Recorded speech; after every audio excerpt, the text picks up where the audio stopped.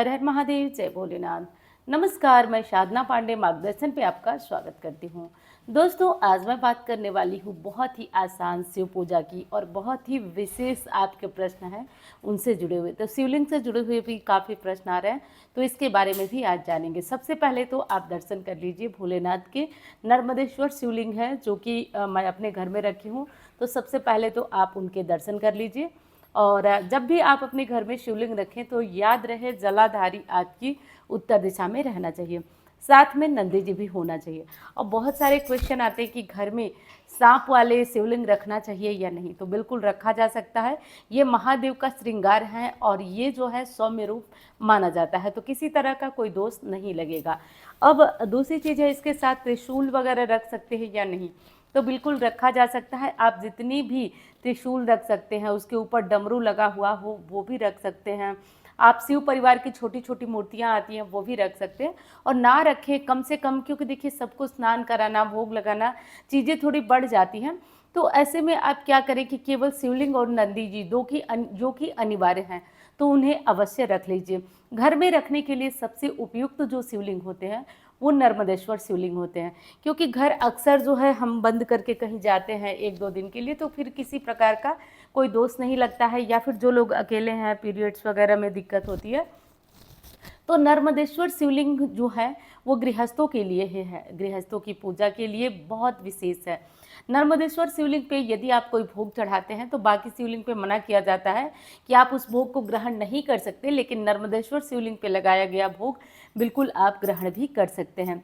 तो ये काफ़ी विशेषता है नर्मदेश्वर शिवलिंग की। बाकी तो पारद का भी रख सकते हैं और अनेकों तरह के शिवलिंग हैं, चर्चा हम लोग नहीं करेंगे।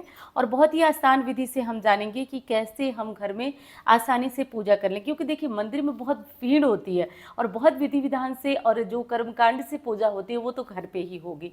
तो कैसे होगी? यदि आप पार्थिव पूजन करते हैं तो पार्थिव पूजन की वीडियो मैं डाल चुकी हूँ। क्वेश्चन ये भी था कि पार्थिव पूजन और शिवलिंग जो घर में हम रखे हैं तो दोनों का पूजन कर सकते हैं या नहीं। तो देखिए दोस्तों, दोनों को आप साथ साथ रखकर भी उनका पूजन कर सकते हैं, क्योंकि शिवलिंग तो जितने ही ज़्यादा पूजे जाएं उतनी ही ज़्यादा पुण्य फलदायी होता है। तो ये मत सोचिएगा कि कितने शिवलिंग की हम पूजा करें। तो जैसा कि आप सभी जानते हैं, लेकिन काफ़ी शिवलिंग से जुड़ा हुआ क्वेश्चन था, तो पार्थिव पूजन का अपना अलग महत्व होता है और बहुत ही ज़्यादा पुण्य फल देने वाला होता है। इसलिए मैं कहूँगी कि पार्थिव पूजन ज़रूर करिएगा और महादेव जी का दर्शन भी कर लीजिए। और कैसे पूजा करना है आप जानते हैं, फिर भी मैं कुछ कुछ चीज़ें आपको बता दूं, पूरी तरह तो नहीं लेकिन कुछ चीज़ें बता। जैसे कि सर्वप्रथम जो है जलाभिषेक करना चाहिए। सर्वप्रथम जलाभिषेक करिए। जो नागदेव बने हुए हैं अगर आपके शिवलिंग पे तो अच्छी बात है, नहीं बने हुए हैं तो कोई टेंशन मत लीजिए कि घर में नहीं रखा जाता है ये वो। दुनिया भर की टेंशन लेने से अच्छा है कि आप साधारण तरीके से भोलेनाथ को आप अभिषेक बिल्कुल भी, जिस चीज़ में ना जितना ज़्यादा भेद करेंगे उतनी ही ज़्यादा समस्या, तो थोड़ा भेद कम करिए। उसके बाद नंदी देव को भी स्नान करें। अच्छा, स्नान करने में गलतियाँ क्या होती हैं, ध्यान दीजिए कि हम जो है अंगूठे से भगवान को रगड़ के स्नान कराते हैं, अंगूठे से। तो कभी भी भगवान को स्नान कराते समय किसी भी मूर्ति को, मैं महादेव की ही बात नहीं करूँ, किसी भी मूर्ति को, तो आपको ना अंगूठे से बिल्कुल नहीं रगड़ना है, ध्यान रखें आप। बात दोस्तों, जैसा कि जब मैं वीडियो बना रही हूँ तो कच्चा दूध तो ख़त्म हो गया था, लेकिन दही है तो मैं वही चढ़ा के दिखा दे रही हूँ आपको। तो दही से अभिषेक कर लें आप, और साथ साथ नंदी देव और शिव परिवार जितने भी हैं तो आप उनको भी अभिषेक करते रहिए, पूजा करते रहिए।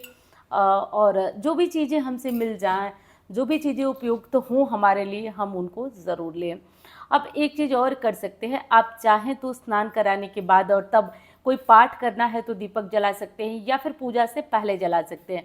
शिव जी की पूजा में जैसा कि जानते हैं कि उतना तो भेदभाव बिल्कुल नहीं किया जाता है, तो इस तरीके से कर लें। अब थोड़ा सा आप जो है जल से भी, हर स्नान के बाद थोड़ा जल से स्नान कराना अनिवार्य है। दोस्तों, हम महादेव को शहद से स्नान कराएंगे। ये आप पूरे सावन कर सकते हैं या फिर केवल सोमवार को कर सकते हैं। इसके बाद दोस्तों आपको शक्कर से स्नान कराना है, शक्कर भी रख लीजिए, स्नान करा दीजिए। अब होगा ये कि हो सकता है कि आप स्नान कराएं और ऐसे आप स्नान कराएं तो वो चीज़ें जो है थोड़ी बहुत चिपकी रह जाए, तो कोई इसमें भेदभाव मत करिएगा। आप उठाइएगा और आराम से भोलेनाथ को स्पर्श करिएगा, और ऐसे निकाल भी सकते हैं, उठा सकते हैं। कोई घबराने वाली बात नहीं है कि नहीं आप नहीं उठा सकते हैं, नहीं उन्हें स्नान करा सकते हैं, बिल्कुल उठा के भी उन्हें स्नान कराया जाता है। उसके बाद आप शिवलिंग को अच्छी तरह से साफ कर लीजिए, ठीक है। नंदी जी की भी हम अच्छी तरह से स्नान करा लेंगे। अब जो स्नान कराया हुआ जल है उसको आप तुलसी जी के गमले को छोड़ करके बाकी आप कहीं भी डाल सकते हैं। ये दोस्तों भोलेनाथ का बहुत ही विधिवत और भव्य श्रृंगार जो हमसे हो सके। तो देखिए सर्वप्रथम जो है हम बाबा को चंदन लगाएंगे। चंदन, तो चंदन से आप चाहें तो त्रिपुंड बना सकते हैं। मैं ओम बना देती हूँ, ओम बना देती हूँ, और नाग देवता को भी और नंदी जी को भी इस तरह से, और अपने गले में भी लगा लीजिए। आप हैं नाग केसर क्या होता है एक बार ध्यान से देख लीजिए, शायद मैं दिखा सकूं आपको। देखिए काली मिर्च की तरह होता है नाग केसर, और ये महादेव को चढ़ाने से विशेष कृपा होती है। वैसे तो ये तंत्र प्रयोग में आता है, लेकिन इसे अवश्य चढ़ा लीजिएगा। उसके बाद दोस्तों अक्षत, अक्षत जो कि टूटे हुए नहीं होने चाहिए, तो इस बात का ध्यान हमें अवश्य रखना है। काली तिल आप अवश्य चढ़ाइएगा। काली तिल, थोड़ी थोड़ी काली तिल आप नंदी जी को, भोलेनाथ को, नाग देवता को ज़रूर चढ़ाइएगा। तो इस तरह से विशेष आपको कर लेना है। उसके बाद दोस्तों महादेव का जो प्रिय पुष्प है, वैसे तो बहुत सारे प्रिय पुष्प हैं, लेकिन आकड़ी का पुष्प बहुत विशेष होता है, तो थोड़ा थोड़ा हम इसको ठीक कर लेंगे। मतलब कि ये जो इसकी बहुत बड़ी बड़ी डंडियां हैं उसको तोड़ लेंगे, और अब हम करेंगे बाबा का इससे बहुत ही सुंदर श्रृंगार जो हमसे हो सके।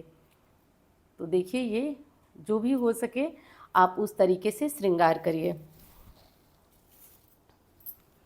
इसके बाद देखिए दोस्तों ये जो बेलपत्र है वो मैं तोड़ करके धो करके और रखी हूँ, और इस बात का ध्यान हमें अवश्य रखना है कि जो बेलपत्र है, तो क्वेश्चन काफ़ी आ रहा था कि कब तोड़ें या कब नहीं तोड़ें। तो देखिए पूर्णिमा, अमावस्या और सोमवार, प्रदोष, शिवरात्रि, इन तिथियों में बेलपत्र कदापि मत तोड़िएगा आप लोग। तो ध्यान रखिए पूर्णिमा, अमावस्या, सोमवार और प्रदोष, शिवरात्रि, इन तिथियों पर बेलपत्र नहीं तोड़ा जाता है। और बेलपत्र चढ़ाने की सही जो तरीका है वो इस तरीके से आप चढ़ा दें।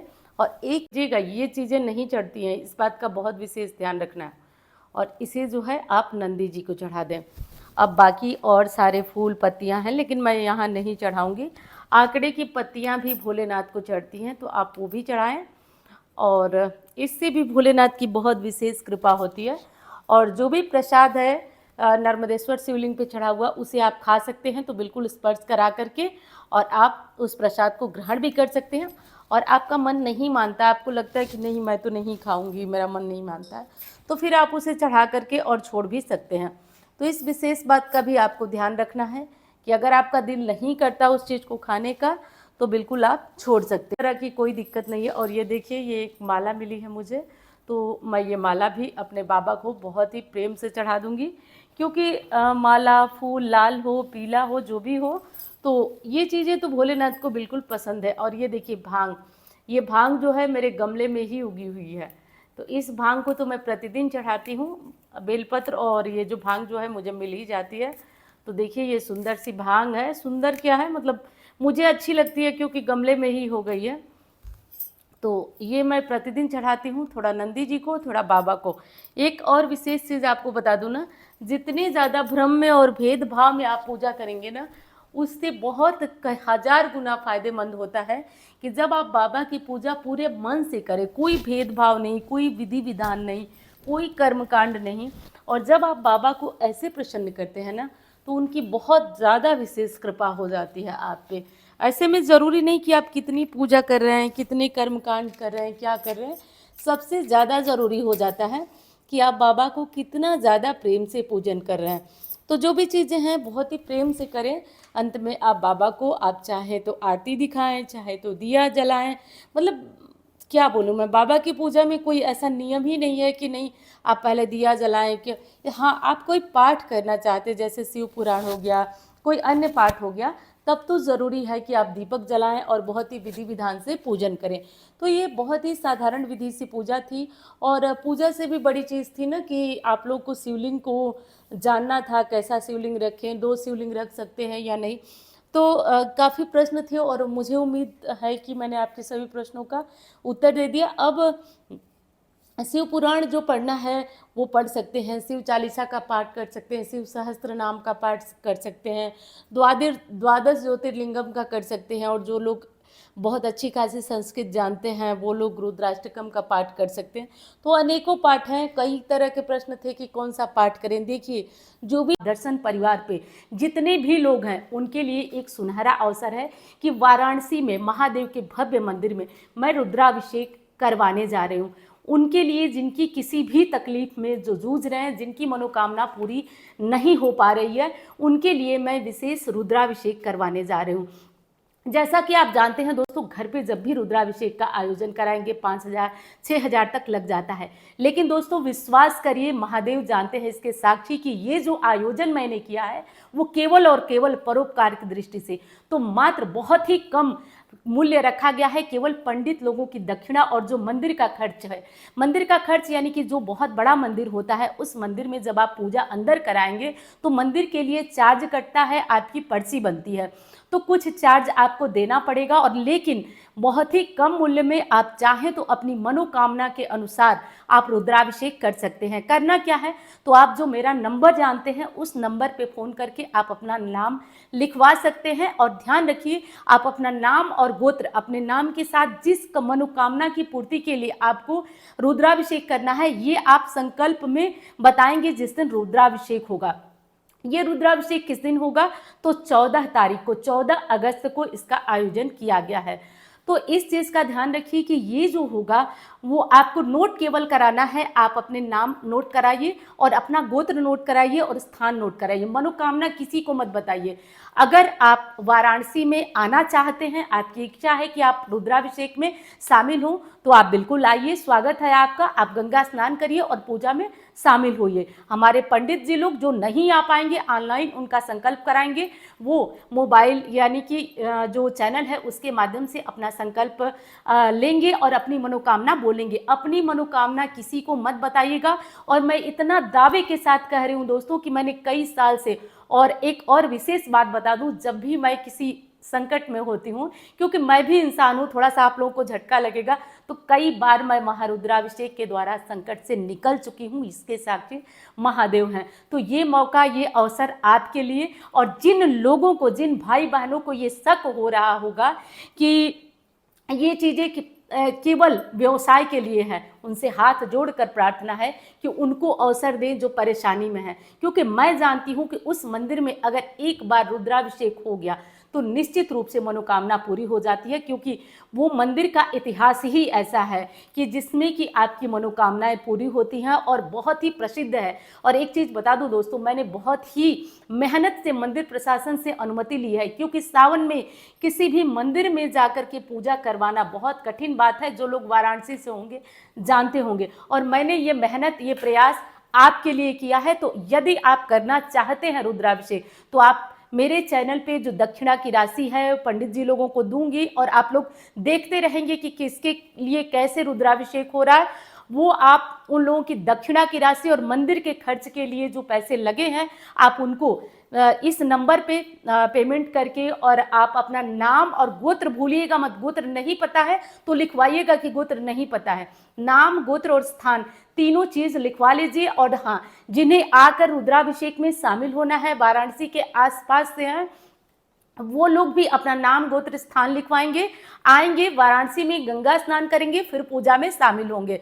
नाम पता जो है उनको 2 4 5 दिन पहले चैनल से पता चल जाएगा। तो ये बहुत ही विशेष जानकारी और दोस्तों अवसर है, महादेव की विशेष कृपा। क्योंकि जब से मैं बिहार से लौटी हूँ, मैं इसी काम में व्यस्त थी। मैं चाहती हूँ कि आप, हमारा मार्गदर्शन परिवार जो मुझ पे भरोसा करके जुड़ा हुआ है, मैं उसके दुख को अधिक से अधिक कम करूँ। तो कोई भी मनोकामना है तो आप रुद्राभिषेक का ये सुनहरा मौका है, आप इसे छोड़े नहीं। और दोस्तों विश्वास करिए कि ये महादेव साक्षी हैं कि मैं ये काम क्यों और कैसे कर रही हूँ, इसके लिए केवल भोलेनाथ जानते हैं। कि इस काम से जब आप लोगों को संतुष्टि मिलती है तो मुझे भी बहुत बड़ा यश मिलता है, मुझे भी बहुत बड़ी प्रसिद्धि मिलती है। केवल और केवल इसी लालच के कारण मैं ये सारे काम करती हूँ कि आप लोग का साथ, आप लोग का प्यार बना पूजा पाठ रुद्राभिषेक जो भी करते हैं, मैं एक चीज़ आपको हमेशा बताती हूँ कि मंदिर में जाकर आप अभिषेक करिए, क्योंकि दोस्तों उसका फल आपको 100 नहीं 1000 गुना बढ़कर मिलता है। इसी कारण मैंने ये आयोजन मंदिर में कराया है और बहुत ही भव्य मंदिर है जिसकी मान्यता बहुत ही ऐतिहासिक है और आप इस अवसर का लाभ अवश्य उठाएं।